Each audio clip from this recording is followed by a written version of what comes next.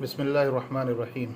Valentine day के मुतालिक कई मुतज़ाद रिवायात तारीख़ी किताब में मिलती हैं, मगर इनमें से अक्सर से ज़्यादा मन घड़त किस्से कहानियों पर मुश्तमिल है। बाज़ कहानियों के मारूफ तहकीकी इदारे ब्रिटानिका इंसाइक्लोपीडिया के हवाले से मिलता है कि जिन्हें पढ़कर ये मालूम होता है कि ये दिन ईसाई कैथोलिक फ़िरके की मजहबी रसूमात का एक ख़ास दिन है।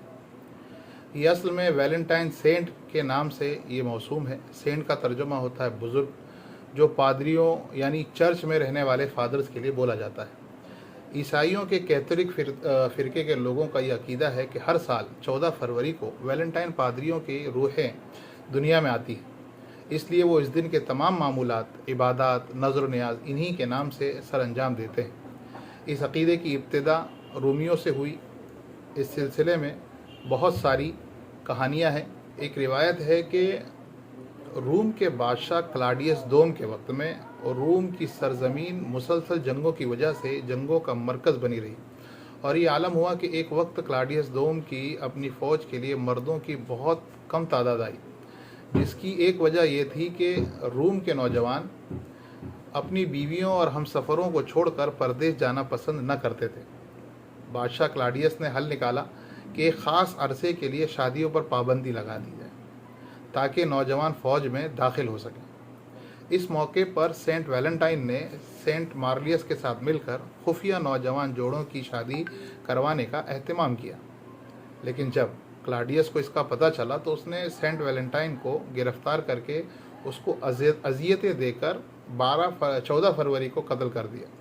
लिहाजा 14 फरवरी सेंट की मौत के बाइस अहले रूम के लिए मोतबर व मोहतरम दिन करार पाया।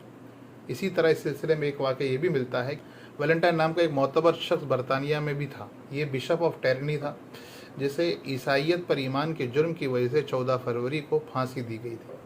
कहा जाता है कि कैद के दौरान बिशप को जेलर की बेटी से मोहब्बत हो गई और वो उसे मोहब्बत भरे खतूत लिखा करता था। इस मजहबी शख्सियत के इन मोहब्बत नामों को वैलेंटाइन कहा जाता है, लेकिन इस रस्म के गैर माकूल होने और दुनियाए ईसाइयत के मोतबर पादरियों के मुखालिफत की वजह से ये दिन बिल्कुल भी ख़त्म कर दिया गया। 18वीं सदी में इसे फ्रांस और इंग्लैंड में सरकारी सरपरस्ती हासिल हुई कि एक ईसाई स्कॉलर हेनरी अंसगर कैली ये अपनी किताब में, जो इंटरनेट पर अवेलेबल है, चौसर and the cult of Saint Valentine के नाम से एक किताब लिखी, जिसके अंदर इश्क व मोहब्बत की झूठी कहानियों के ज़रिए उसे मोहब्बत की दुनिया के नाम से दोबारा दुनिया में रोशनास करवाया, और फिर रफ्ता रफ्ता इश्क व मोहब्बत का ये खुद साख्ता अपने हाथ से बनाया हुआ दिन दुनिया भर में हर साल मज़ीद जिद्दत और जोश व खरोश के साथ मनाया जाने लगा। वैलेंटाइन डे का पस मंज़र हकीकत में क्या है शायद ही कोई जानता हो, लेकिन उसकी तरफ निस्बत करके इस दिन जो बहुत ज़्यादा बेहयाई की जाती है, बदअखलाकियों का मुजाहरा किया जाता है, रुखसारों पर जो पर्दे से ढके होना चाहिए पर दिल और ना जाने कैसे कैसे निशानात बनाकर गुनाह की दावत दी जाती है, सेलिब्रेशन किए जाते हैं, इसको हर कस व नाकस जानता है और मुसलमान करता है बिना ये सोचे कि हम मुसलमान हैं। इस्लाम हमें किस चीज़ का दर्स देता है। बाज़ कम अकल लोग कहते हैं कि जी इस्लाम मोहब्बत से मना तो नहीं करता। उनके जवाब में अर्ज़ है कि इस्लाम मोहब्बत से मना नहीं करता बल्कि बेहयाई से रोकता है। इस्लाम इज़्ज़तों की हिफाजत करता है, उनको सरेआम सड़कों पर और कल्बों में नंगा नहीं करता और उसकी बात की मजम्मत करता है। जो लोग ये दिन मनाते हैं उनसे अगर ये पूछा जाए कि क्या वो पसंद करते हैं कि उनकी बहन, बीवी, बेटी को कोई खुले रोड पर फूल पेश करे और गुनाह की दावत दे, तो जवाब क्या होगा हम और आप अच्छी तरह जानते हैं। लेकिन ये कैसा माजरा है कि कोई और करे तो मरने मारने पर तैयार हो जाएं और ख़ुद करें तो मोहब्बत। और ये सब जानते हैं कि वैलेंटाइन जैसे प्यार का ड्रामा 99.99% एक ही रात में ख़त्म हो जाता है। तो ये कैसा प्यार है भाई, ये सिर्फ़ और सिर्फ ज़िना है। ज़िना किसे कहते हैं कि अगर मर्द एक और ऐसी औरत से सोहबत करे, हम बिस्तरी करे, जिसे हम कहते हैं सेक्स करे, जो उसकी बीवी नहीं है, तो ये ज़िना कहलाता है। और ज़रूरी नहीं कि साथ में सोने को ही ज़िना कहते हैं, बल्कि छूना भी ज़िना का एक हिस्सा है। किसी पराई औरत को देखना भी आँखों का ज़िना है। اور زنا اسلام میں حرام اور کبیرہ گناہ ہے۔ قرآن مجید میں اس کی بہت شدید مذمت کی گئی۔ چنانچہ اللہ تعالیٰ ارشاد فرماتے ہیں لا تقربوا الزنا انہ کان فاحشہ وساء سبیلا، اور زنا کے پاس مت جاؤ، بے شک وہ بے حیائی اور بہت ہی برا راستہ ہے۔ ایک جگہ ارشاد فرماتے ہیں ولا یزنون ومن یفعل ذلک یلقى اثاما یضاعف له العذاب یوم القیامہ ویخلد فیہ مہانا، جو لوگ زنا نہیں کرتے اور جو یہ کام کریں گے وہ سزا پائیں گے، اس کے لیے قیامت کے دن عذاب بڑھا دیا جائے گا اور ہمیشہ اس میں ذلت سے رہے گا۔ بہت ساری حدیثیں بھی زنا کی سختی بیان اور برائی بیان کرتی ہیں۔ حضرت ابو ہریرہ کی روایت ہے، وہ فرماتے ہیں کہ حضور اقدس صلی اللہ علیہ وسلم ارشاد فرمایا کہ جب کوئی بندہ زنا کرتا ہے تو اس سے ایمان نکل کر سر پر سائبان کی طرح ہو جاتا ہے، اور جب وہ اس کام سے الگ ہوتا ہے تو اس کی طرف ایمان لوٹ آتا ہے۔ سوچیں اگر ایسے وقت میں موت آ جائے تو کیا ہوگا۔ ایک اور حدیث میں حضرت عثمان بن ابو العاص رضی اللہ تعالیٰ عنہ سے روایت ہے کہ حضور اقدس صلی اللہ علیہ وسلم ارشاد فرمایا آدھی رات کے وقت آسمانوں کے دروازے کھول دیے جاتے ہیں اور پھر ایک اعلان کرنے والا اعلان کرتا ہے کہ کوئی ہے جو دعا کرنے والا ہو، اس کی دعا قبول کی جائے گی، ہے کوئی مانگنے والا کہ اسے عطا کیا جائے، ہے کوئی مصیبت زدہ کہ اس کی مصیبت دور کی جائے۔ اس وقت پیسوں کے ذریعے زنا کرنے والے اور ظالمانہ ٹیکس لینے والے شخص کے علاوہ ہر شخص کی دعا قبول ہوتی ہے۔ یہ تو دنیا کی بات ہوئی۔ آخرت کی سزا سے متعلق نبی کریم صلی اللہ علیہ وسلم کا فرمان ہے، جب ان کو معراج کرائی گئی تو جبرائیل علیہ السلام اور میکائیل علیہ السلام نے جواب دیا کہ جو منظر آپ کو دکھائے گئے ان میں سے سب سے پہلے جس شخص پر آپ کا گزر ہوا اس کے جبڑے، نتنے اور آنکھیں گدی تک لوہے کے آلے سے چیری جا رہی تھیں۔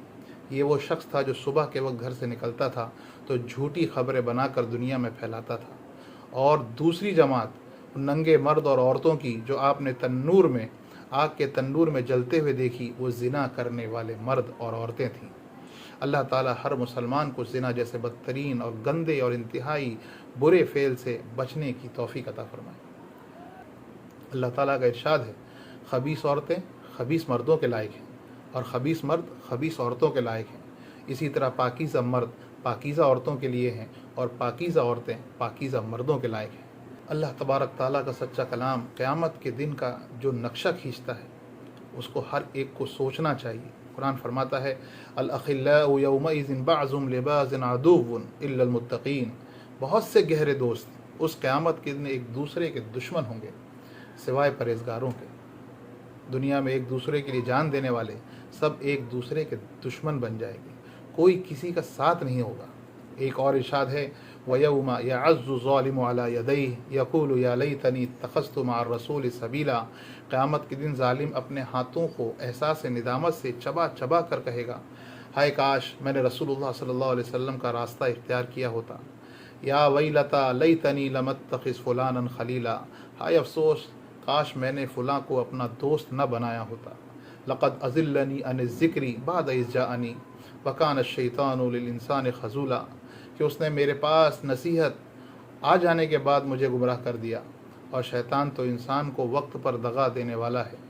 دین اسلام وہ عظیم دین ہے جس میں رشتہ، ناتا، محبت، دوستی اور باہمی تعلقات کی بنیاد انتہائی پاکیزگی اور شفافیت پر قائم ہے۔ یہی وجہ ہے کہ اس دین نے اپنے ماننے والوں کو سب سے بڑھ کر ان رشتوں سے محبت کرنے اور ان کا احترام خیال رکھنے کا حکم دیا ہے جس سے مل کر ایک بہترین گھر، خاندان اور معاشرہ قائم ہوتا ہے۔ اس دین میں مرد عورت کے باہمی تعلق، محبت، دوستی اور الفت کی بنیاد بھی انتہائی پاکیزگی پر قائم ہے، جیسے شوہر اور بیوی کا رشتہ، ماں اور بیٹے کا رشتہ، باپ اور بیٹی کا رشتہ، بہن اور بھائی کا رشتہ، دادا اور پوتی کا رشتہ، نانا اور نواسی کا رشتہ، چچا اور بھتیجی کا رشتہ، ماموں اور بھانجی کا رشتہ۔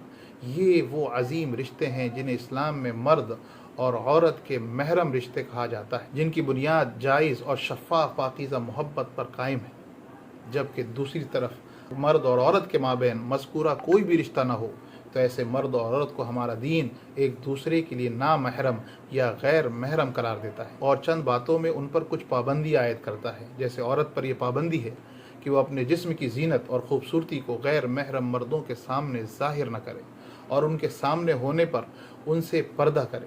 اسی طرح غیر محرم مرد و عورت ایک دوسرے کے ساتھ اکیلے پن میں بالکل نہ رہیں۔ ایک نوجوان نبی کریم صلی اللہ علیہ وسلم کی خدمت اقدس میں حاضر ہوا اور کہنے لگا، اے اللہ کے رسول صلی اللہ علیہ وسلم، مجھے زنا کرنے کی اجازت دے دیجیے۔ لوگ اس کی طرف متوجہ ہو کر اسے ڈانٹنے لگے اور اسے پیچھے ہٹانے لگے ہیں، لیکن قربان جائیے حضور پاک صلی اللہ علیہ وسلم پر، آپ نے فرمایا کہ میرے قریب آ جاؤ۔ وہ نبی اقدس صلی اللہ علیہ وسلم کے قریب جا کر بیٹھ گیا۔ نبی کریم صلی اللہ علیہ وسلم نے اس سے پوچھا، کیا تم اپنی والدہ کے حق میں زنا کو پسند کرو گے؟ اس نے کہا، اللہ کی قسم کبھی نہیں کروں گا۔ نبی کریم صلی اللہ علیہ وسلم نے ارشاد فرمایا، لوگ بھی اسی طرح اپنی ماں کے لیے پسند نہیں کرتے۔ پھر پوچھا، کیا تم اپنی بیٹی کے حق میں زنا پسند کرو گے؟ اس نے کہا، اللہ کی قسم کبھی نہیں۔ نبی کریم صلی اللہ علیہ وسلم نے ارشاد فرمایا، لوگ بھی اسے اپنے بیٹی کے لیے پسند نہیں کریں گے۔ پھر پوچھا، کیا تم اپنی بہن کے حق میں زنا کو پسند کرو گے؟ اس نے کہا، اللہ کی قسم کبھی نہیں۔ نبی کریم صلی اللہ علیہ وسلم نے ارشاد فرمایا، لوگ بھی اپنے بہن کے لیے اس چیز کو پسند نہیں کریں گے۔ اس کے بعد نبی کریم صلی اللہ علیہ وسلم نے اپنا دست مبارک اس پر رکھا اور دعا کی، اللہم اغفر ذنبہ وطہر قلبہ وحسن فرجہ، اے اللہ اس کے گناہ معاف فرما، اس کے دل کو پاک صاف فرما اور اس کی شرمگاہ کی حفاظت فرما۔ راوی کہتے ہیں کہ اس کے بعد اس نوجوان نے کبھی کسی کی طرف آنکھ اٹھا کر نہیں دیکھا۔ یہ اسلام کا ایسا درس جو رہتی کائنات تک کے تمام لوگوں کو یہ احساس دلا رہا ہے کہ جو جذبات اپنے محرم رشتوں کے حوالے سے رہتے ہیں، وہی جذبات دوسروں کے محرم رشتوں کے حوالے سے بھی دل میں ہونا چاہیے۔ کیا کوئی اپنی ماں، بہن، بیٹی یا بہو کو اظہار محبت کی اس رذیل رسم کے مطابق وش کرنے یا گلے لگانا پسند کرے گا؟ اللہ ہم سب کی عزتوں کی حفاظت کرے اور اس دن کو روکنے اور اس سے دور رہنے کی توفیق عطا فرمائے۔ وآخر دعوانا ان الحمد للہ رب العالمین۔